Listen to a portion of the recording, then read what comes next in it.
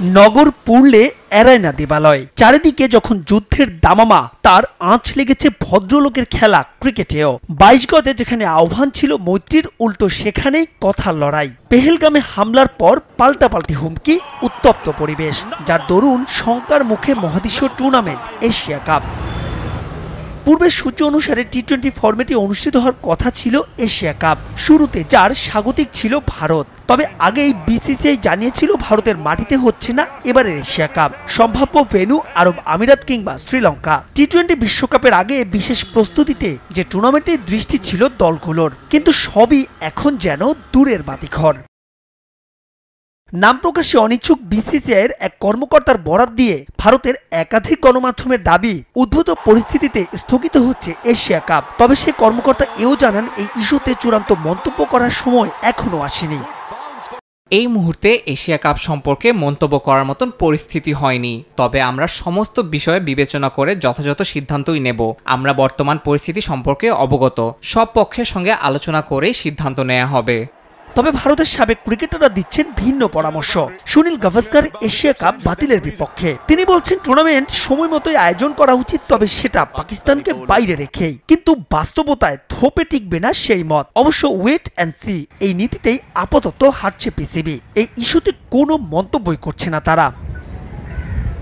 ACC এবং বোর্ডগুলোর লভ্যাংশের বড় একটা অংশ আসে এশিয়া কাপ থেকে। এই টুর্নামেন্ট বাতিল হলে টান পড়বে এসিসির কোষাগারে, কারণ ব্রডকাস্টারদের কাছে ভারত পাকিস্তান ম্যাচ মানেই হটকে ভিন্ন আবেদন। পূর্বের সূচি অনুসারে এবারের এশিয়া কাপে অংশ নেওয়ার কথা 8 দলের, যেখানে এ গ্রুপে পাকিস্তান ভারতের সঙ্গে আরব আমিরাত আর হংকং, আর বি গ্রুপে বাংলাদেশ লড়বে শ্রীলঙ্কা, আফগানিস্তান এবং ওমানের বিপক্ষে। মাহবুব রিমন, সময় সংবাদ। With the off cutter, it's mostly seam up, and is that a wicket? No catch taken. Rohit Sharma is gone. আন্তর্জাতিক ক্যারিয়ারটা 10 বছরের। বিশ্ব ক্রিকেটে শুরুটা ছিল স্বপ্নের মতো, সেই মুস্তাই যেন এখন রংহীন। তবে এর দায় কার? ফিজ নিজেও বা কতটা চিন্তিত নিজের পারফরমেন্স নিয়ে? এবার শেষ মুহূর্তে বাদ পড়লেন নিউজিল্যান্ডের বিপক্ষে এ দলের সিরিজ থেকে। বর্তমান সময়ে ফ্র্যাঞ্চাইজি ক্রিকেটে মুস্তাফিজের কদরটা নেই বললেই চলে। আইপিএল, পিএসএল বা অন্য লিগে তার প্রতি আগ্রহই নেই কারো, যার কারণ ধারাবাহিকতার অভাব। টাইগারদের চ্যাম্পিয়ন্স ট্রফির শেষ ম্যাচেও রাখা হয়নি মুস্তাফিজকে। এরপর আর কোনো সাদা বলের আন্তর্জাতিক ম্যাচ ছিল না বাংলাদেশের। তবে প্রশ্ন, এর মাঝে মুস্তাফিজ নিজের ভুলগুলো ঠিক করতে চেষ্টা করেছেন কতটা? চ্যাম্পিয়ন্স ট্রফির পর মুস্তাফিজের সামনে ভুল শুধরানোর মঞ্চ ডিপিএল। তবে পেমেন্ট ইস্যুতে ফিজ খেলেননি লিগ পর্বে। সুপার লিগে খেলেছেন মোহামেডানের হয়ে। সামনে আবার আছে পাকিস্তানের বিপক্ষে টি-20 সিরিজ। এর আগে 17 মে আরব আমিরাতের বিপক্ষে শুরু হবে 2 ম্যাচের টি-20 সিরিজ। প্রস্তুতির কথা বিবেচনায় তাকে রাখা হয় নিউজিল্যান্ডের বিপক্ষে এ দলের সিরিজে। তবে বাংলাদেশ দল যখন সিলেটে, তখনই হুট করে ঘোষণা আসে এই সিরিজে রাখা হচ্ছে না তাকে। তার জায়গায় ডাক পেয়েছেন খালিদ আহমেদ।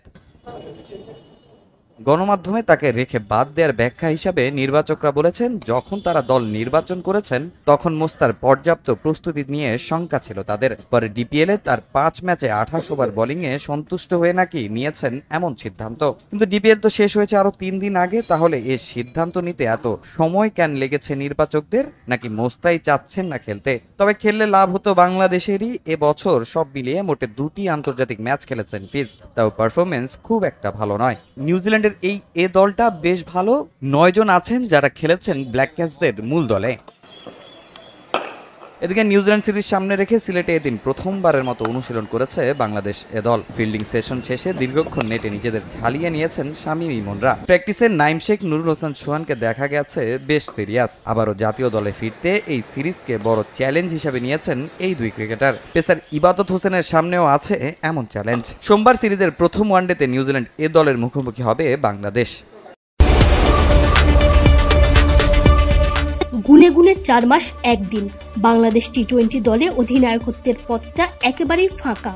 এতদিন হবে হচ্ছে সময় আছে বলেও ঘোষণা হয়নি। তবে কদিন বাদেই যখন সংযুক্ত আরব আমিরাত সিরিজ, এবার তো নতুন অধিনায়কের নাম ঘোষণা করতেই হবে। বাতাসে জোর গুঞ্জন, লিটন কুমার দাসের কাঁধেই উঠছে টি-20 অধিনায়কত্বের দায়িত্ব। আবার অল্প বিস্তর হলেও তাসকিন আহমেদের নামটাও শোনা যাচ্ছে। তবে দুজনই এই মুহূর্তে মাঠের বাইরে। সিরিজের সময় যত ঘনিয়ে আসছে, দুজনকে নিয়ে বিসিবির চিন্তাও বাড়ছে কি? পিএসএল এ করাচি কিংসের হয়ে খেলতে গিয়ে আঙুলের চোটে কোনো ম্যাচ না খেলেই লিটনকে বাড়ি ফিরতে হয়েছে। প্রাথমিকভাবে বলা হয়েছিল ঠিক হতে অন্তত 2 সপ্তাহ লাগতে পারে। সেই চোটের অবশ্য 3 সপ্তাহ পেরিয়ে গেছে। শনিবার হাতের একটা এক্সরে করানোর কথাও ছিল লিটনের। ডেইলি স্টারকে দেয়া এক বার্তায় বিসিবির প্রধান চিকিৎসক দেবাশিস চৌধুরী জানিয়েছেন, ব্যথা না থাকলে লিটন পরবর্তী কার্যক্রম চালাতে পারবেন। এ প্রসঙ্গে তিনি বলেন, ওর তো 3-4 সপ্তাহ হয়ে গেছে। যেহেতু আনডিসপ্লেসড চিট ছিল, 3-4 সপ্তাহ পর ড্রিল শুরু করতে পারার কথা। এরপরও ব্যথার উপর নির্ভর করছে কতটুকু পারবে। সব ঠিক থাকলে 17 মে থেকে শুরু হতে যাওয়া সিরিজের আগেই লিটনকে পাওয়া যেতে পারে। এর মধ্যেই অবশ্য 20 ওভারি ফরম্যাটের নতুন অধিনায়কের নামটাও ঘোষণা করা হয়ে যাবে। তবে লিটনই যদি বিসিবির ভাবনায় থেকে থাকেন এবং সিরিজের আগে চোট না সারে, সেক্ষেত্রে খানিকটা বিপদেই পড়তে হবে বিসিবিকে। অপরদিকে বাঁ পায়ের গোড়ালির হাড় বৃদ্ধি পাওয়ায় বেশ কদিন ধরেই মাঠের বাইরে আছেন তাসকিন। আপাতত অপারেশন না করা লাগলেও ইংল্যান্ডের 3 চিকিৎসকই তাকে পরামর্শ দিয়েছেন রিহ্যাব করার জন্য। সেক্ষেত্রে সংযুক্ত আরব আমিরাত কিংবা পাকিস্তান সফরে এই পেসারকে পাওয়া যাবে কিনা তা নিয়েও সন্দেহ রয়েছে।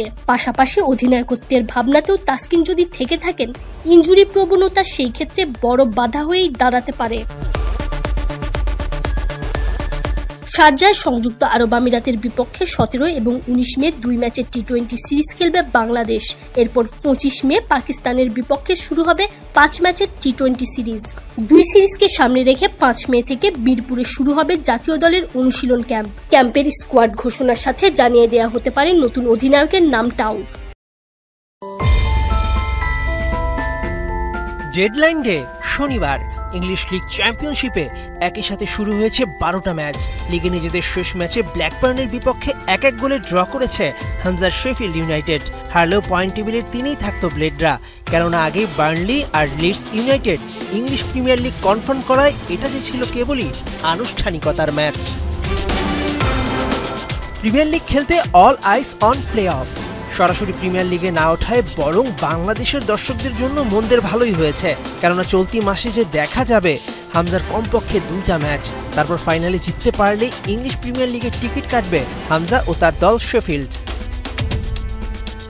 এদিকে চূড়ান্ত হয়েছে ইংলিশ চ্যাম্পিয়নশিপের প্লে অফের লাইন আপ। টেবিলে 3, 4, 5, 6 থাকা 4 দল 2 ভাগ হয়ে 2টি করে 4টি ম্যাচ খেলবে হোম অ্যাওয়ে পদ্ধতিতে। সেই নিয়মে 3-এ থাকা হামজা, 6-এ থাকা ব্রিস্টলের বিপক্ষে 9 মে ওদের মাঠে প্রথম লেগের ম্যাচে মাঠে নামছে। ম্যাচ শুরু রাত 1টায়। একইভাবে 13 মে ব্রিস্টল আসবে শেফিল্ডের ঘরের মাঠে ফিরতি লেগের ম্যাচ খেলতে। জয় পরাজয় গোল ব্যবধানে যারা জিতবে তারা লড়বে সান্ডারল্যান্ড ও কভেন্ট্রি সিটির মধ্যকার 2 ম্যাচে যে জিতবে সেই দলের বিপক্ষে। 24 মে 2025 শেফিল্ড ফাইনাল খেললে সেই দিন জানা যাবে হামজার দল প্রিমিয়ার লিগে উঠছে কিনা। পরিসংখ্যান বলছে হামজা শেফিল্ড ব্রিস্টলের চেয়ে ঢের এগিয়ে। 2 দলের দেখা হওয়া 37 ম্যাচে 21 জয় নিয়ে এগিয়ে শেফিল্ড। ব্রিস্টলের জয় কেবল 10 ম্যাচে, বাকি 6 ম্যাচ হয়েছে ড্র। আপাতত এই মৌসুম লেস্টার সিটি থেকে ধারে শেফিল্ডে খেলছে বাংলাদেশের পোস্টার বয় হামজা চৌধুরী। হামজার মূল মালিক লেস্টার সিটি ইতোমধ্যে নেমে গেছে চ্যাম্পিয়নশিপ লিগে।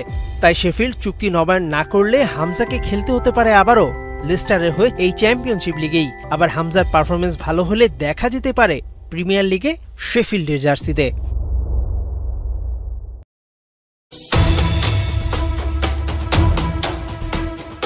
টানা 3 ম্যাচ, সময়টা 15 দিন। MLS-এ হার, কনকাকাফ চ্যাম্পিয়ন্স কাপের সেমিফাইনাল থেকে বিদায়। চারিদিকে একটাই কথা, কেটে গেছে ঘোর। মায়ামিতে ফুরিয়েছে মেসি ম্যাজিক। মেন ইন পিঙ্কিদের আকাশে যে দুর্যোগের ঘনঘটা, তার মূলেই নাকি এলান্টেন।